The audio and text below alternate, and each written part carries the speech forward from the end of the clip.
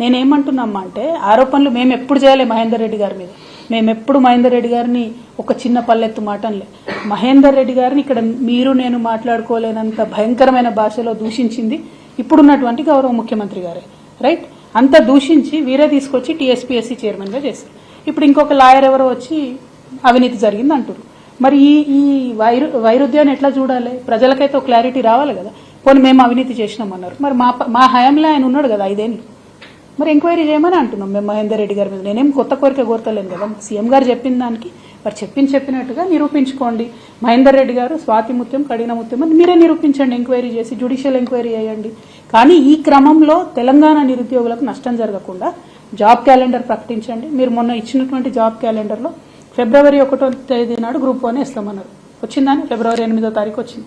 ఏమన్నా అంటేనేమో ఎక్కడ మేము ఇప్పుడే వచ్చినాం, నిన్ననే వచ్చినాం, ఇంకా మూటాముల్లే సర్దుకోలేదు అంటున్నారు. ఓకే, నో ప్రాబ్లం, దీనిలో ₹1 ఖర్చు లేదు కదా. ప్రాసెస్ ఇనిషియేట్ చేయాలి కదా. టైమ్లీ ఇనిషియేషన్ ప్రాసెస్ కోసమే అడుగుతున్నాం, బడ్జెట్ కోసం అడుగుతలేము. అది ప్రజలు గమనించాలని కోరుతున్నాం.